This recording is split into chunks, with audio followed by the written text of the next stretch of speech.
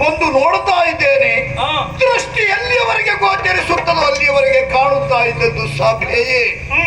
ಆದರೆ ಬಂದ ತಕ್ಷಣ ಎಲ್ಲವರು ನನ್ನ ಗಮನವನ್ನು ಸೆಳೆದಿದ್ದಾರೆ. ಯಾಕಂದ್ರೆ ಎಲ್ಲವರು ಎದ್ದು ನಿಂತು ಗೌರವ ಸೂಚಿಸ್ತಾ ಇದ್ದಾರೆ. ಅವರಿಗೆ ಹೇಳುವುದು ಬೇಡುವ ನಾವು? ಕುಳಿತುಕೊಳ್ಳಿ ನಿಮ್ಮ ನಿಮ್ಮ ಸ್ಥಳದಲ್ಲಿ. ಯಾರಿದು? ಮರೀಚಿ ಬ್ರಹ್ಮರು, ಇಂದಿನ ಯಾಗದ ರೂವಾರಿಗಳು. ನಮೋ ನಮಃ. ಈ ಕಡೆಯಲ್ಲಿ ಸಪ್ತ ಋಷಿಗಳು, ಅಷ್ಟ ವಸುಗಳು, ಗಣ್ಯಾತಿ ಗಣ್ಯರು ಸೇರಿದಂತಹ ಸಭೆ. ಆದ್ರೆ ಒಮ್ಮೆ ಎಲ್ಲಾ ಸಭೆಯನ್ನ ವೀಕ್ಷಿಸಬೇಕಲ್ಲ, ನೋಡುವ.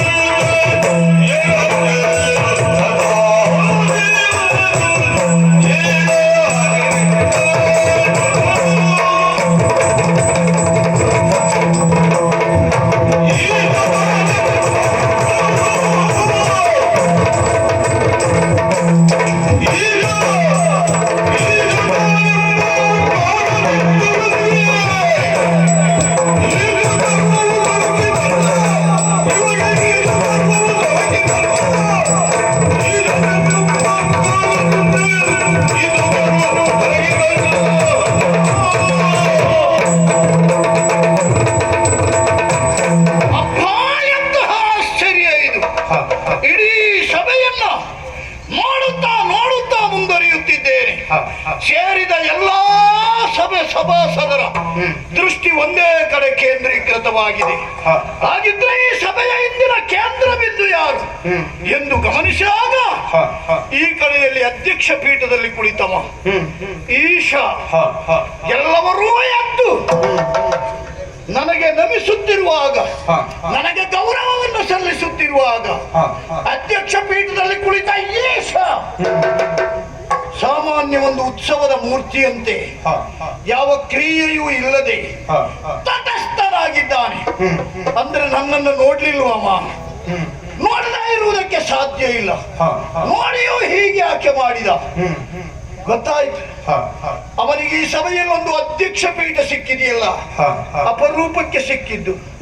ಇನ್ನೊಬ್ಬರಿಗೆ ಗೌರವ ಕೊಡುವುದರಿಂದ ನಮ್ಮ ಗೌರವ ಹಾಳಾಗ್ತದೆ ಅನ್ನುವುದನ್ನು ತಿಳಿದುಕೊಂಡ ಹಾಗೆ ಅಲ್ಲ.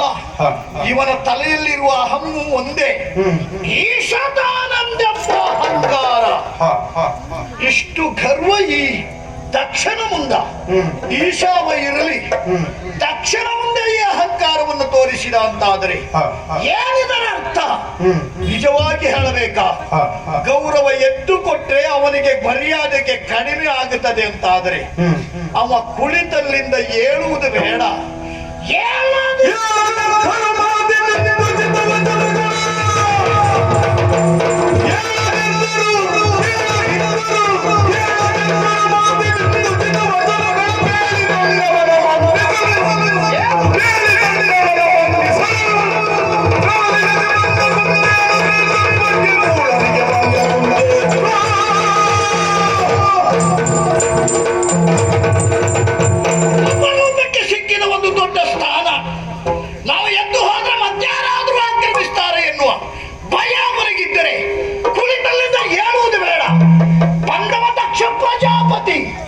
ಅವರಿಗೆ ಗೌರವ ಸಲ್ಲಿಸಲೇಬೇಕು ಎನ್ನುವ ಮನೋಭಾವ ಇದ್ದರೆ ಹೇಳುವುದು ಬೇಡ.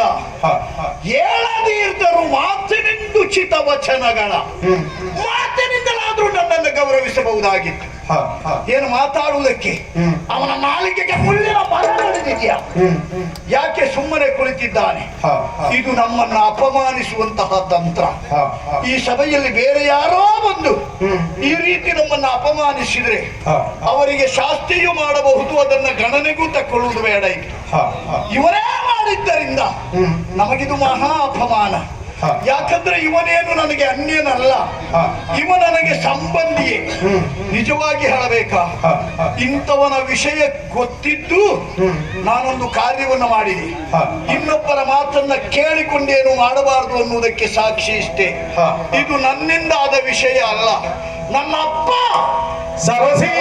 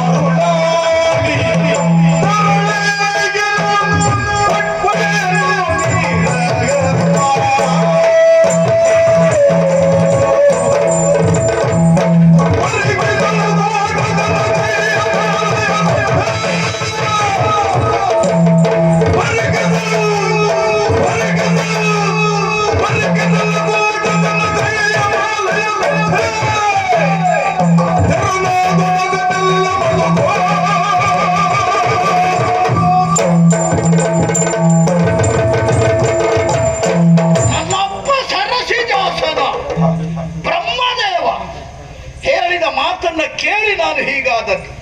ತಂದೆಯ ಮಾತಿಗೆ ಮರುಳಾದದ್ದು ನಾನು. ನನಗೊಬ್ಬಳು ಮುದ್ದು ಮಗಳು ದಾಕ್ಷಾಯಿಣಿ, ಅವಳಿಗೆ ಯೋಗ್ಯ ವರನಾಯ್ಕೆ ಆಗಬೇಕಾಗಿತ್ತು. ಯಾರಿಗೆ ನನ್ನ ಮಗಳನ್ನ ಕೊಡುವುದು ಅಂತ ಆಲೋಚನೆ ಮಾಡಿ ನನ್ನ ಅಪ್ಪ ಬ್ರಹ್ಮನಲ್ಲಿ ಕೇಳಿದಾಗ, ಇವನೇ ಕೈಲಾಸವಾಸಿ ಪರಮೇಶ್ವರನಿಗೆ ಕೊಡುವೆನು. ಮೊದಲೇ ಅವನ ಗುಣಗಳನ್ನ ಕೆಲವಷ್ಟು ತಿಳಿದವನ, ನನಗಂತೂ ಅವನ ಮೇಲೆ ಮನಸ್ಸಿರಲಿಲ್ಲ. ಅಪ್ಪ ಹೇಳಿದ ಮಾತನ್ನ ಧಿಕ್ಕರಿಸುವುದು ಸರಿಯಲ್ಲ ಅನ್ನುವ ಕಾರಣಕ್ಕೆ ತಂದೆಯ ಮಾತನ್ನ ಕೇಳಿ ತಂತನ ಗೊಂಬೆಯಂತಿರುವ ನನ್ನ ಮಗಳು ದಾಕ್ಷಾಯಿಣಿಯನ್ನ ಇವನಿಗೆ ಮದುವೆ ಮಾಡಿಸಿಕೊಟ್ಟೆ. ನಿಜವಾಗಿ ಹೇಳಬೇಕ, ನನ್ನ ಬಾಳು ನಿರರ್ಥಕ ಆಯಿತು.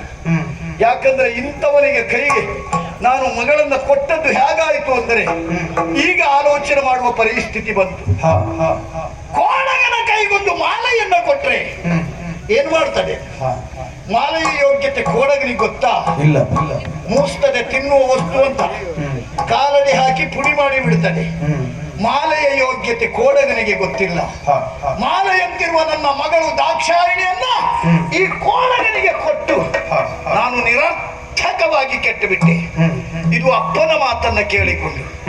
ಆದರೆ ಇವನ ಆಚಾರ ವಿಚಾರಗಳ ಬಗ್ಗೆ ಮೊದಲೇ ಕೇಳಿ ತಿಳಿದಿದ್ದೆ. ನನ್ನ ಮಗಳನ್ನ ಮದುವೆ ಆದ ಮೇಲೆ ಅದೆಲ್ಲ ಹೌದು ಅಲ್ವೋ ಅಂತ ಪರೀಕ್ಷೆಯೂ ಮಾಡಿದೆ.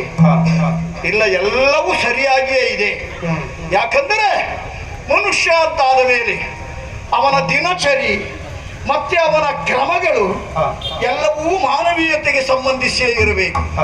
ನನ್ನ ಮಗಳನ್ನ ಮದುವೆ ಆದ ಮಾಲ್ವ ಇವನಿಗದೇನಾದ್ರೂ ಗೊತ್ತಾ? ಮಾನವೀಯ ಕ್ರಮ ಗುಣ ಏನಾದ್ರೂ ಅವ ಅನುಸರಿಸ್ತಾನ? ಇಲ್ಲವೇ ಇಲ್ಲ. ಆರೋಗ್ಯಕರವಾಗಿ ಮಾನವ ಇರಬೇಕು ಅಂತಾದ್ರೆ ಏನಾಗಬೇಕು? ದಿನಕ್ಕೆ 3 ಬಾರಿಯಲ್ಲಿ ಸ್ನಾನ ಆಗಬೇಕು. ಬೇಡ 1-2 ಬಾರಿ ಎಲ್ಲಾದ್ರೂ ಮಾಡಿದ್ನ? ಬೇಡ ದಿನಕ್ಕೆ 1 ಬಾರಿ ಆದ್ರೂ ಸ್ನಾನ ಮಾಡಿದ್ನ? ಇವ ಸ್ನಾನ ಎಲ್ಲಿ ಮಾಡಿದ ಅಂತ ಕೇಳಿದ್ರೆ ಇಲ್ಲವೇ ಇಲ್ಲ.